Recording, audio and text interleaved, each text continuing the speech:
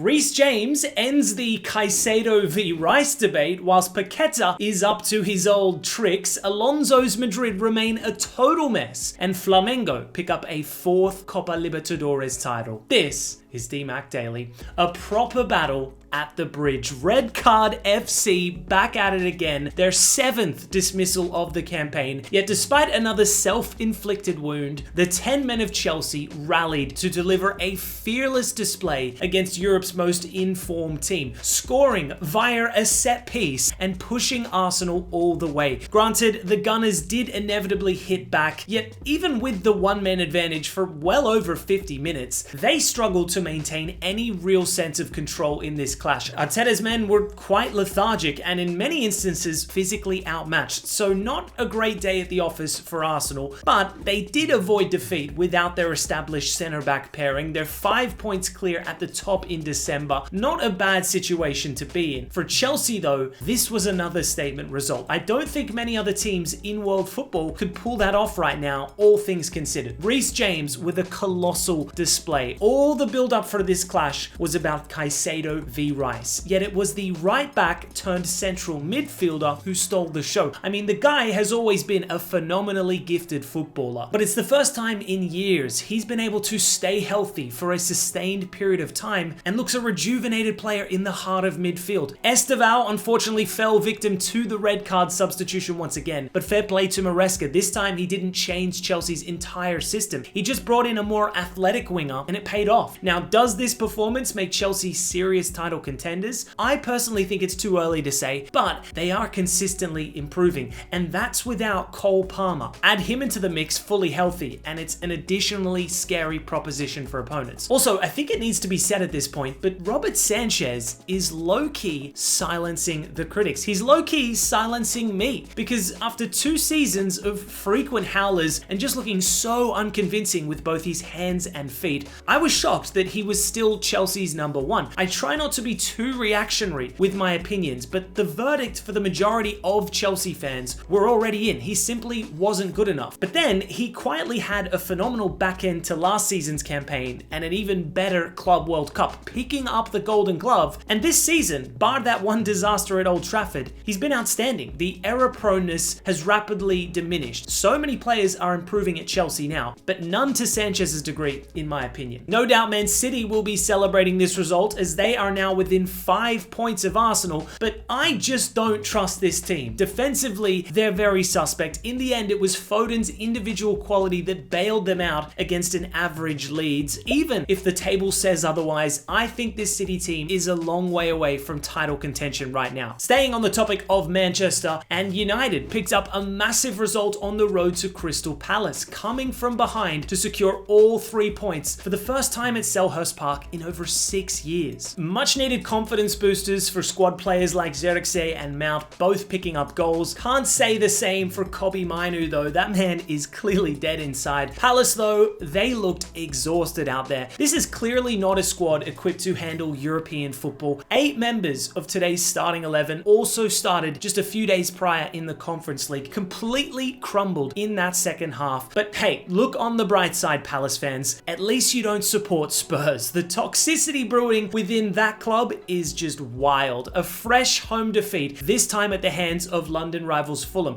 Just 1 win in 7 home league games this season. Thomas Frank is now coming under fire from the fans. I've never seen so many Spurs creators calling for his head. And many will say, well, hang on, didn't this team finish 17th last season? And whilst that's absolutely true, it's the lack of ambition from Frank in his tactics, the overt pragmatism on display, and above all else, it's the unsustainable home form that is demoralizing the fan base. I know Vicario had an absolute howler that cost them, but the targeted boos he received, yikes, that is seriously problematic.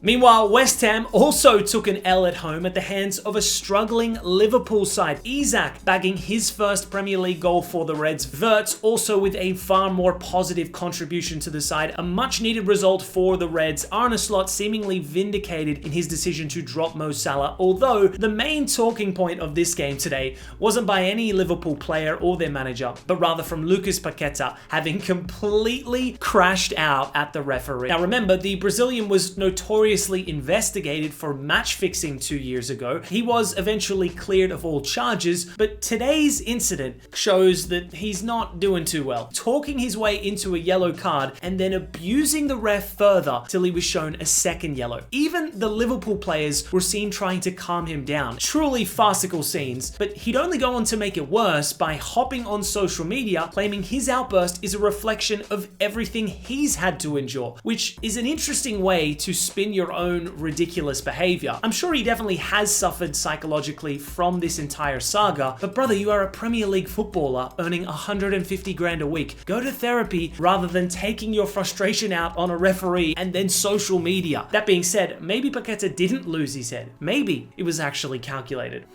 I guess we'll never know. We also saw Newcastle pick up 3 points at Goodison Park, Voltemata with a classy lob and Lewis Miley getting on the score sheet too. Aston Villa rise up to 4th in the league thanks to a Kamara screamer, whilst Brighton and Sunderland also picked up wins over the weekend to sit in 5th and 6th place on 22 points. Moving to Spain, and Barcelona have reclaimed top spot with a 3-1 win over Alaves. Rafinha back in the starting 11 and back to winning the MVP award, although it was the Yamal and Olmo's goals that got them over the line. Hansi Flick wasn't best pleased at full time. Bro looked like he'd just been to a funeral, but I'm sure he would have been feeling a whole lot better 24 hours later, having witnessed rivals Real Madrid drop more points, this time away to Girona, their 3rd straight draw in La Liga, and it's not like they're playing premium opposition either. Every point that is dropped, the pressure is further amplified under Alonso. They just cannot seem to break down these low block teams. Rodrigo, having not scored a goal in his last 30 appearances, now holds the longest goalless streak for any attacker in the club's history. He needs to leave this club ASAP, but it's ugly wherever you look. Defensively, they're so frail. The midfield isn't dominating games, and every attacker, bar Mbappe, appears dissatisfied. To make things worse, city rivals Atletico made light work of Real Oviedo to just sit now 3 points shy of the top. They are in better form currently than both Barca and Madrid. I didn't think they were going to be in title contention, but my mind is changed now. And what about Villarreal too? Winning at the death away at Sociedad to climb into 3rd place. New signing Alberto Malero with 7 goal involvements in his last 6 La Liga outings. They are garbage in the UCL, but in the league, different story completely. This title race is alive and well. Just like the Serie, 4 match days in a row, the top spot has fluctuated, with AC Milan now in prime position. Rafael Leao with the match-winning goal against Lazio. Allegri's decision to transition him into a striker is paying dividends. Meanwhile, Napoli sit level on points, having stunned Roma at the Stadio Olimpico. David Neres once again the difference maker. Individual moments would be the theme of the weekend. Captain Lautaro Martinez scored both for Inter away at Pisa, whilst Juve's Yildiz also bagged a brace against Cagliari. Crazy to think they're now just 5 points adrift of top spot themselves. Moving to South American football, and Flamengo have become the most successful Brazilian team in Copa Libertadores history, having picked up their 4th title. Danilo with the decisive goal, a bullet header from the centre back, as he also made history, becoming the first ever footballer to win the Champions League and the Copa Lib twice. In addition to that, he made an incredible block late on to deny Palmeiras' Vitor Roque. An amazing triumph for Danilo, and of course Felipe Luis, having won the Copa Lib for Flamengo twice as a player. He's now backed that up with his first as a manager. It's crazy to think that this guy's first coaching gig was back in early 2024, coaching Flamengo's U17s. 9 months later, he'd be handed the senior role on an interim basis, and he has since achieved overwhelming success, having won 4 trophies in the space of 15 months. No doubt he is one of the best upcoming managers in all of world football. In Rio, there were jubilant scenes wherever you looked. The streets were filled in red, and then in the evening, the fireworks were just as insane. I'd expect nothing less though from the football mad city of Rio. And finally, in North America, Inter Miami have claimed their first ever Eastern Conference title. The Messi effect is truly wild. When he arrived, they were rock bottom of MLS. Fast forward less than 3 years, and he's now won them 3 major titles whilst racking up 118 goal contributions in 87 games. They'll now host the MLS Cup final against Thomas Muller's Vancouver Whitecaps. They too won their first conference title over San Diego on the weekend. What a matchup this is set to be. Messi versus Muller for the MLS Cup. Anyways guys, that's today's DMAC Daily.